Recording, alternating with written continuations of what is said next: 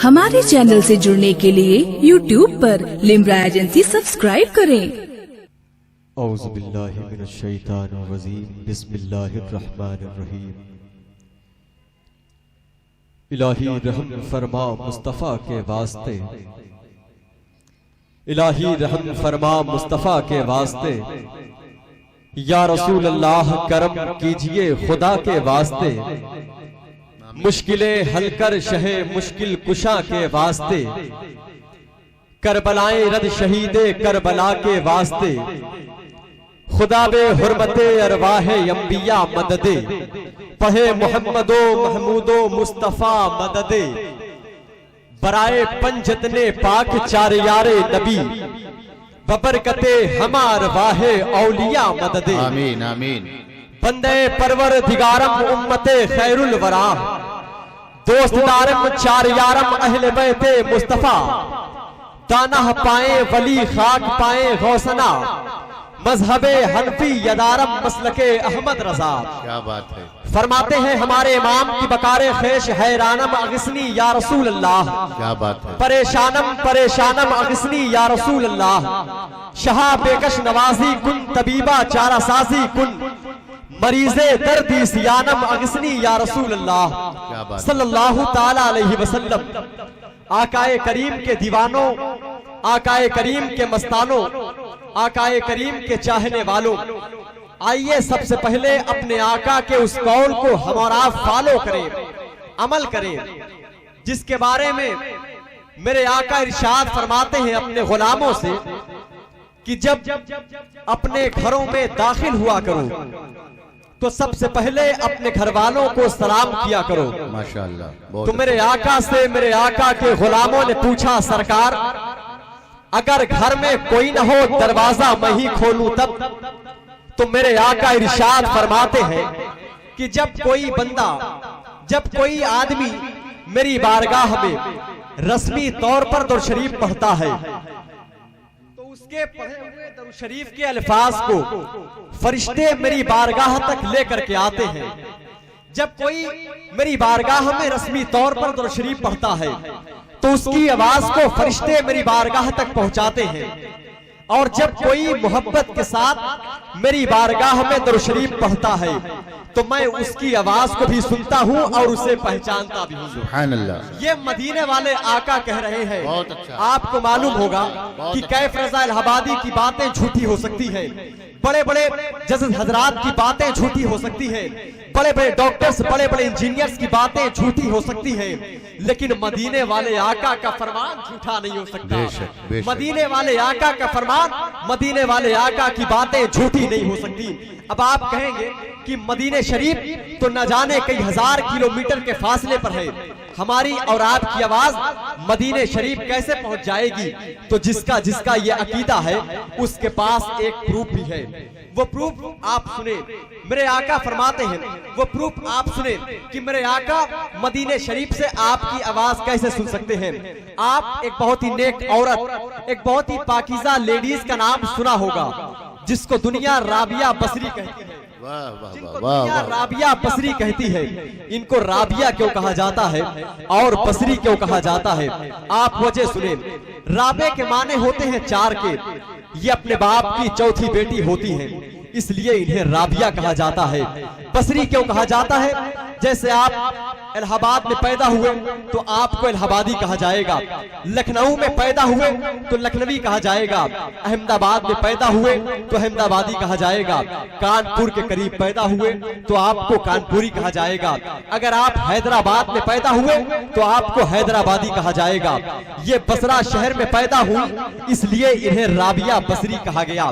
लेकिन अब आप सुने, जब राबिया बसरी की पैदाइश हुई, इनके पैदाइश के वक्त इनके बाप के आंख में आंसू आ गए, इनके बाप रोने लगे, रोते रोते सो गए। ख्वाब में अल्लाह के नबी तशरीफ लाए, ख्वाब में मदीने वाले आका तशरीफ लाते हैं। मेरे आका फरमाते, ऐ मेरी नेक बंदी राबिया बसरी के बाप, तुम क्यों रो रहे हो, तुम क्यों रो रहे हो? फरमाते हैं, सरकार मैं गरीबी की वजह से रो रहा हूँ, सरकार मैं परेशानी की वजह से रो रहा हूँ, सरकार मैं बेचारगी की वजह से रो रहा हूँ, सरकार मेरे घर में 3 बेटियां पहले से थीं, चौथी फिर पैदा हो गई, सरकार मैं तो सोचता था कि इस बार मेरे घर में कोई बेटा पैदा होगा, मेरे घर में इस बार कोई बेटा पैदा होगा जो मेरे बुढ़ापे की लाठी बन जाएगा, जो मेरे बुढ़ापे को शेयर कर सकेगा, जो मेरे कारोबार को संभाल सकेगा। लेकिन सरकार नहीं, ऐसा नहीं हुआ, मेरे घर में इस बार फिर बेटी पैदा हुई है। अब मदीने वाले आका का जवाब सुनो और तड़प जाओ। मेरे आका इरशाद फरमाते हैं कि ऐ राबिया बसरी के बाप, ये बताओ तुम्हें क्या चाहिए? क्या तुम्हें मालो दौलत चाहिए? क्या तुम्हें अच्छी पोस्ट चाहिए? क्या तुम्हें अच्छा कारोबार चाहिए? बुजुर्गों की बारगाह में जब कभी ऐसा मौका मिल जाए और आपका शेख आपसे सवाल कर बैठे कि आपको क्या चाहिए, तो आप कभी ये ना कहें कि मुझे अच्छी पोस्ट चाहिए, मुझे अच्छा कारोबार चाहिए, नहीं, बल्कि आप जवाब वही दें जो राबिया बसरी के बाप ने दिया है। राबिया के बाप ने फरमाया, सरकार मेरे हक में जो बेहतर हो फैसला कर दें, सरकार मेरे हक में जो बेहतर हो आप फैसला फरमा दें। तो मेरे आका फरमाते ख्वाब में कि सुनो, एक कागज और एक कलम को लेकर के आओ। मदीने वाले आका एक कागज और एक कलम को मंगवाते हैं, फिर कहते हैं कि इस कागज में लिखो, इस कागज की पहली हेडिंग लिखो, ऐ अमीर बसरा। ये कागज, ये खत बसरा शहर के सबसे बड़े आदमी के नाम लिखना है। मेरे आका फरमाते इस कागज में लिखो, ऐ अमीर बसरा, ऐ वालिये बसरा, रोजाना तुम मेरी बारगाह में मोहब्बत के साथ दरूद शरीफ पढ़ते थे, कल तुमने मेरी बारगाह में दरूद शरीफ क्यों नहीं पढ़ा? पेनाल्टी दो, पेनाल्टी दो। यानी एक दिन जिससे मोहब्बत की जा रही है उसकी बारगाह में अगर एक दिन मोहब्बत की आवाज न पहुंचाई गई हो तो उसने पेनाल्टी लगा दी, उसने जुर्माना लगा दिया। मेरे आका फरमाते कि इस कागज में लिखो, इसकी कीमत लिखो 400 चांदी के सिक्के। यानी एक दिन अगर बसरा शहर के उस आदमी ने मदीने वाले आका की बारगाह में दरूद शरीफ नहीं पढ़ा तो उसको 400 चांदी के सिक्के पेनाल्टी के तौर पर मदीने वाले आका ने लिख करके भिजवाया। सुबह को राबिया बसरी के बाप उस कागज को लेकर के, उस खत को लेकर के अमीर बसरा के कैंपस में पहुंचते हैं। मेन गेट पर वॉचमैन को खत दिया कि इसे अपने मालिक तक पहुंचा दे। वॉचमैन वो खत अपने मालिक के करीब करता है। जैसे ही मालिक उस खत को पढ़ता है अपनी कुर्सी पे से खड़ा हो जाता है और अपने खादिम से कहता है कि खबरदार, ये आदमी जो अंदर आ रहा है तुम इसे अंदर मत आने देना, तुम इसे अंदर मत आने देना।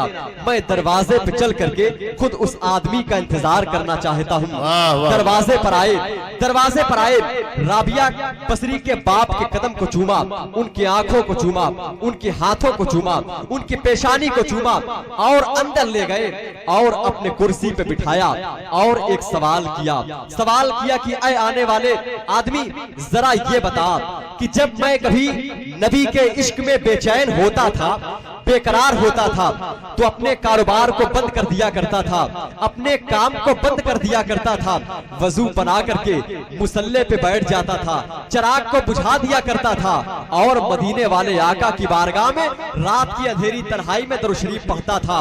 मेरे दरूद पढ़ने की खबर मेरे घर वालों को नहीं, मेरी बीवी को नहीं, मेरे बच्चों को नहीं, मेरे पड़ोसियों को नहीं।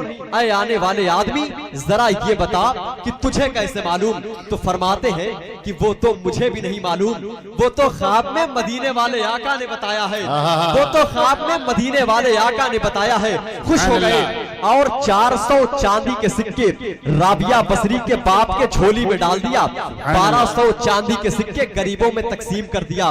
फिर उस कागज को लेकर कहने लगे कि कल मैदान महशर में जब मैं खुदा के सामने झुकूंगा हिसाब के लिए और परवरदिगार आलम मुझसे पूछेगा कि ऐ मेरे बंदे, तू मेरी बारगाह में क्या लेकर के आया है, तो मैं ये कह दूंगा कि ऐ मेरे मौला, मैं तो इस लायक नहीं हूँ, मैं तो इस काबिल नहीं हूँ कि तेरी बारगाह में कुछ लेकर के। आज की रात अपने रब के हुजूर गए, अपने रब से मुलाकात करने के लिए गए, तो अल्लाह के महबूब से, अल्लाह ने अपने महबूब से 3 सवाल किया। मेरा रब अपने महबूब से इरशाद फरमाता है कि ऐ मेरे महबूब, जरा ये बता कि ये जमीन किसकी है और इसका मालिक कौन है। तो अल्लाह के नबी इरशाद फरमाते हैं कि ऐ मेरे मौला, ये जमीन तेरी है और तू ही इसका मालिक है। फिर दूसरा सवाल रब अपने महबूब से इरशाद फरमाता है कि ऐ मेरे महबूब, जरा ये बता कि आप किसके हैं और आपका मालिक कौन है।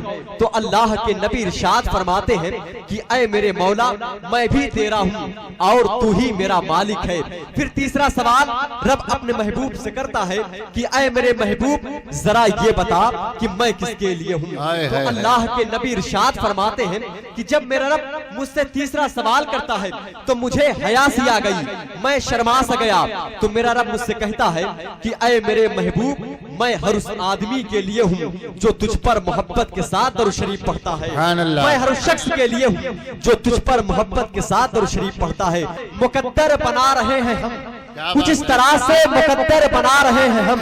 कारी गुलाम मुस्तफा साहब किबला और ये तमाम उलमा की दुआओं का सहारा लेकर के इन उलमा इकराम की जूतियों को मैं अपने सर का ताज बना करके एक शेर पढ़ता हूँ। शायर ने कहा कि कुछ इस तरह से मुकद्दर बना रहे हैं हम, कुछ इस तरह से मुकद्दर बना रहे हैं हम, नजर में गुंबदे खजरा बसा रहे हैं हम।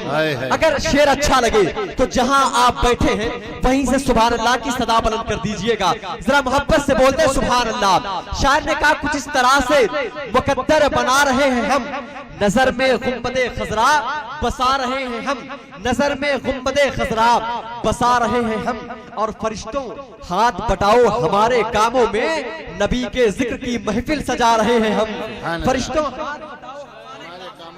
फरिश्तों हाथ बटाओ हमारे कामों में, फरिश्तों हाथ बटाओ हमारे कामों में, नबी के जिक्र की महफिल सजा रहे हैं हम, नबी के जिक्र की महफिल सजा रहे हैं हम। और हुसैन हाथों में असगर को लेके बोल पड़े, जरा आप भी बोल दे या हुसैन, जरा ऊंची आवाज में या हुसैन, और ऊंची आवाज में या हुसैन। कुछ इस तरह से मुकद्दर बना रहे हैं हम, नजर में गुंबदे खजरा बसा रहे हैं हम। फरिश्तों हाथ बटाओ हमारे कामों में, नबी के जिक्र की महफिल सजा रहे हैं हम। और हुसैन हाथों में असगर को लेके बोल पड़े, नबी के नाम का सदका लुटा रहे हैं हम। हुसैन हाथों में असगर को लेके बोल पड़े, हुसैन हाथों में असगर को लेके बोल पड़े, नबी के नाम का सदका लुटा रहे हैं हम, नबी के नाम का सदका लुटा रहे हैं। आइए बड़े अदब और बड़े इत्तराम के साथ इस अजीम शान महफिल में ना तो मनकबत के लिए मैं गुजारिश कर रहा हूँ बड़े भाई कारी अली अहमद साहब किबला से कि बड़े अदब और बड़े इत्तराम के साथ में माइक पर तशरीफ लाए। नारे तकबीर, नारे रिसालत, नारे रिसालत, उलमाए अहले सुन्नत, उलमाए अहले सुन्नत, मसलके आला हजरत, नारे तकबीर, नारे रिसालत।